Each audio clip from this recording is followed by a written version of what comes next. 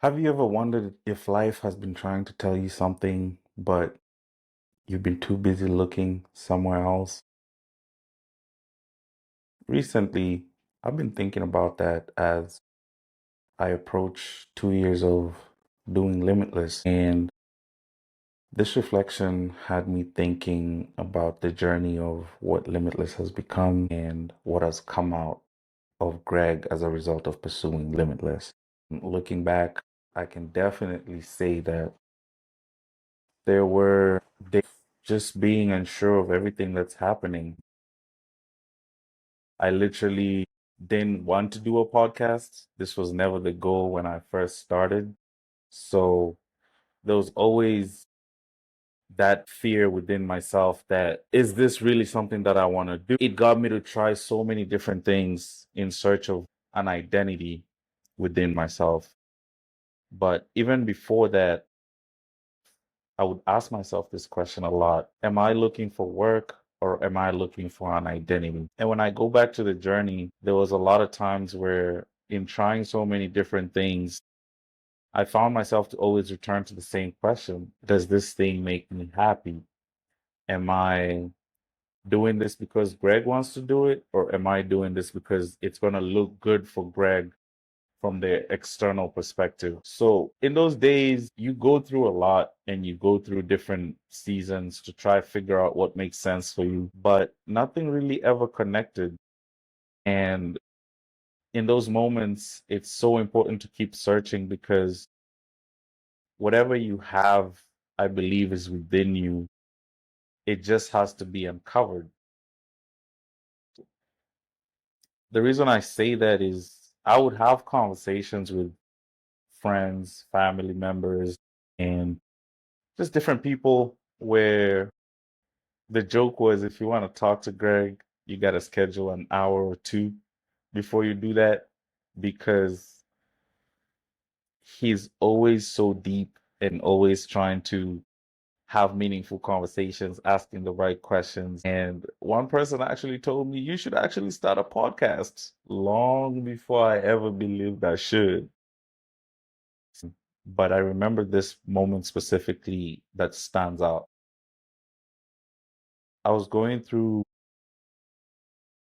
a renaissance, let's call it that. And one Saturday evening, when I was practicing sobriety, I asked myself, if I was to go back and be a kid again, what's the one thing that I naturally did without feeling as if I struggled? Like what naturally came to me? And as kids, I remember we used to do this thing called composition when I was in primary school. So this was when they would give you a timer and then you write stories. So writing, that's the first thing that came into my mind. And I asked myself, when's the last time I actually wrote anything or read a story or just immersed myself into that world? I couldn't answer. So I shifted that interest into my notes app. And at the beginning, I actually didn't like filming myself. So I found a way to go against that.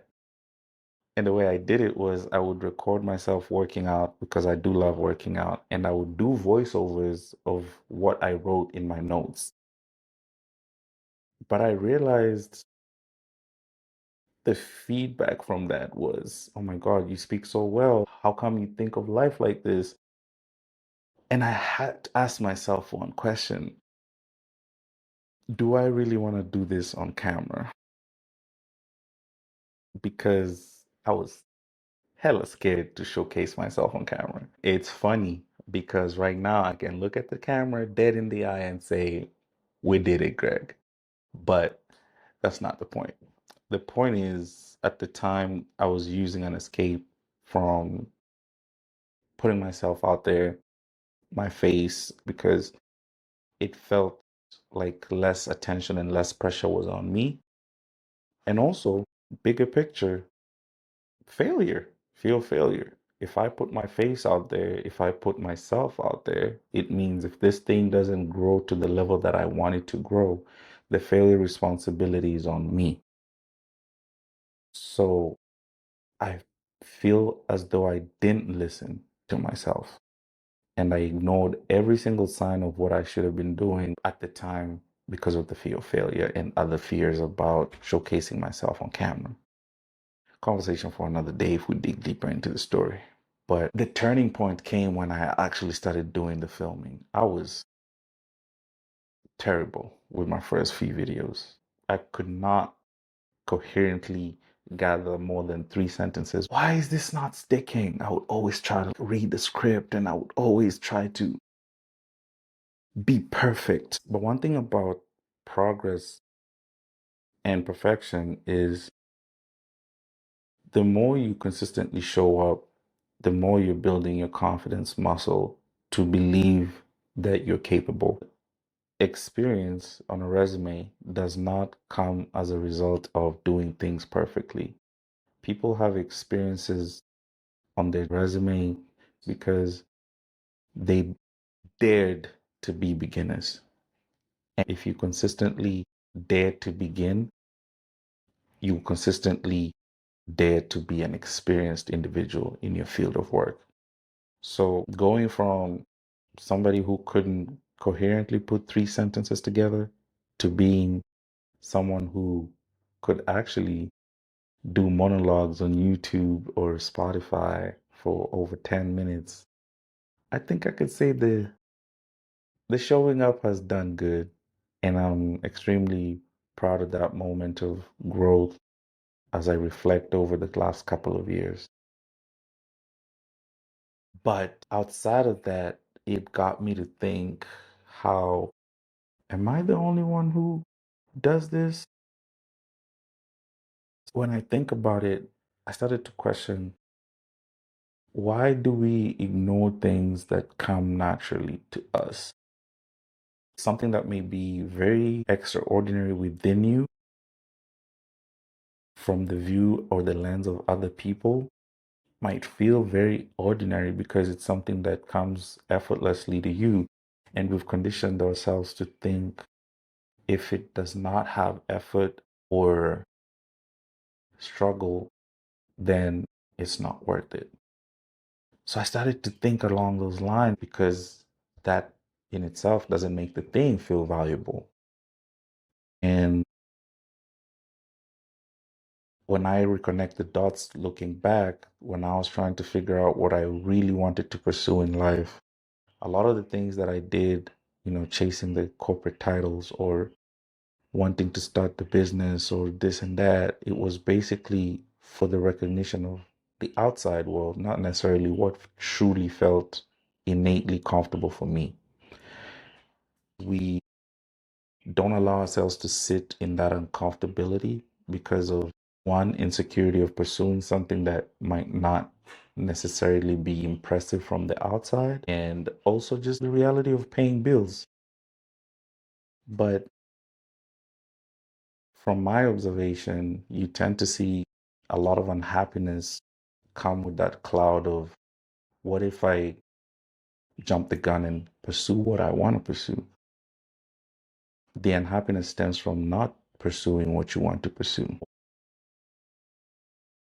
A lot of us don't necessarily take the leap of faith because we're afraid. And fear is not a bad thing. When I look back, what I learned about fear is you have to actually lean into the fear because the journey that it might take you on might be one of the best and rewarding journeys that life has offered you since you were born. And the fear of not being seen is a betrayal to your truest and authentic self on what the world really needs from you.